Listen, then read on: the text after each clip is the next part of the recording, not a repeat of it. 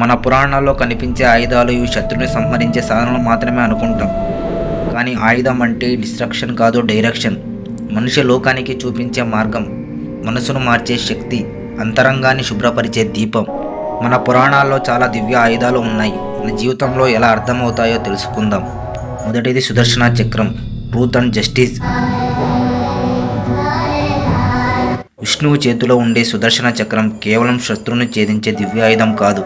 సు అంటే శుభం, దర్శనం అంటే స్పష్టంగా చూడటం, సుదర్శనం అంటే సత్యం వైపు చూపించే దారి, అబద్ధాన్ని పొడిచే కాంతి, మబ్బుల మధ్య నిజాన్ని చిల్చే రశ్మి. సుదర్శనం మన లోపల తిరిగే మన సాక్షి.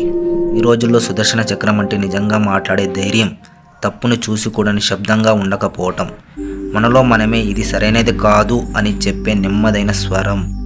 సెకండ్, గద, పొటెన్షియల్ అండ్ ఎమోషనల్ స్ట్రెంగ్త్.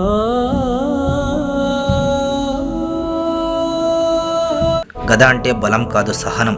గద అంటే మన పురాణాల్లో శక్తి చిహ్నం, కానీ అసలు శక్తి కండరాల్లో కాదు, మనస్సులో ఉంది. గద అంటే బలం కాదు, అదుపు. బయట ప్రపంచాన్ని కొట్టేవాడు బలవంతుడు కావచ్చు, కానీ తన కోపాన్ని, తన భావోద్వేగాన్ని అదుపులో పెట్టుకునేవాడే నిజమైన యోధుడు. గద యొక్క అసలు అస్త్రం మన ఆవేశాన్ని సహనంతో పట్టడం, మన బలహీనతను ఓపికగా ఎదుర్కోవటం, మనస్సును గజిబిజిగా లేకుండా స్థిరంగా ఉంచుకోవటం. సహనం లేని మనిషి గద లేకుండా యుద్ధానికి వెళ్ళినవాడే. తనను తన భావోద్వేగాలే ఓడిస్తాయి. 3, త్రిశూలం.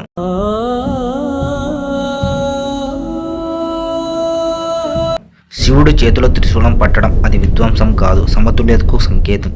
త్రిశూలంలో 3 ప్రాంగులు ఉంటాయి. అవి బాడీ, మైండ్, సోల్ను సూచిస్తాయి. ఇవి 3 మనిషి జీవితానికి 3 సారథులు. ఒకటి ఎక్కువైనా ప్రమాదమే, ఒకటి తక్కువైతే జీవితం అంతా గందరగోళమే. శరీరం మనం బలంగా లేకపోతే ఆలోచన బలంగా ఉండదు. శరీరం మనం నివసించే దేవాలయం, దాన్ని పట్టించుకునేవాడే నిజమైన జీవిత యోధుడు. మైండ్, మనస్సు, ఇది ఎంత శక్తివంతమైందో అంత ప్రమాదకరమైంది. మనస్సు గజిబిజిగా ఉంటే ప్రపంచం మొత్తం మనకు అయోమయంగా కనిపిస్తుంది. మనస్సును శాంతపరచడం త్రిశూలం యొక్క 2వ శక్తి. ఆత్మ, సోల్, మన నైతికత, మన నిజాయితీ, మన విలువలు. శరీరం అండ్ మనస్సు పూర్తిగా ఉన్న ఆత్మ లేకపోతే మనిషి ఖాళీ గిన్నెలా మారిపోతాడు. ఆ బ్యాలెన్స్ వచ్చినప్పుడు మనిషి డైరెక్షన్ కాదు, ట్రాన్స్ఫర్మేషన్ చేస్తాడు. అదే శివశక్తి, అదే త్రిశూలం. త్రిశూలం మనకు చెప్పేది, నీ శరీరాన్ని ప్రేమించు, నీ మనసును అర్థం చేసుకో, నీ ఆత్మను మేలుకొలుపు. ఇవి 3 ఒకదానితో ఒకటి చేరినప్పుడు మనిషి శివతత్వాన్ని చేరుతాడు. అంటే మనలో అహంకారం, భయం, దుఃఖం ఇవన్నిటిని నడిపేది అంతర్గత సమతుల్యత. 4, వజ్రాయుధం. బుద్ధుని చేతిలో ఉన్న వజ్రాయుధం కేవలం ఒక ఆయుధం కాదు, అది అంచెలంచెల సంకల్పానికి ప్రతీక. ఎంత బలమైన అంధకారంలో ఉన్నా దానిని చీల్చి వెలుగును వెతికే శక్తి.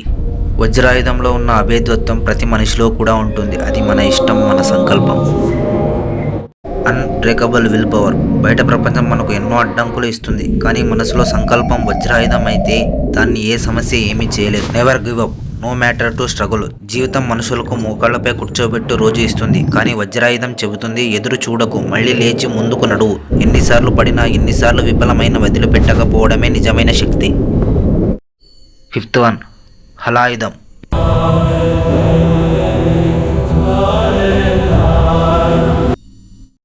బలరాముడి హలాయుధం కేవలం ఒక ఆయుధం కాదు, అది భూమిని దున్నే శక్తి, భవిష్యత్తును దున్నే తత్వం. హలాయుధం మనకు చెప్పేది ఒకటే సత్యం, ముందు నేలను సిద్ధం చేస్తేనే పంట పండుతుంది. Ground work, foundation of everything. మన కోసం ఎదురు చూస్తున్న విజయాలు ఉండవచ్చు, కానీ వాటికి దారి మొదట నేలను సిద్ధం చేయడంలోనే ఉంటుంది. మన ఆలోచన, మన ప్రణాళిక, మన ప్రయత్నాలు 3 కలిస్తేనే గ్రౌండ్ వర్క్ అవుతాయి. హలం చెబుతుంది, బలం కంటే ముందు ఫౌండేషన్ బాగుండాలి అని. మన పురాణాల్లో ఈ 5 ఆయుధాలు ఈరోజు మన చేతుల్లో ఉండకపోవచ్చు, కానీ వాటి అర్థాలు మన జీవితాల్లో జీవిస్తూనే ఉన్నాయి.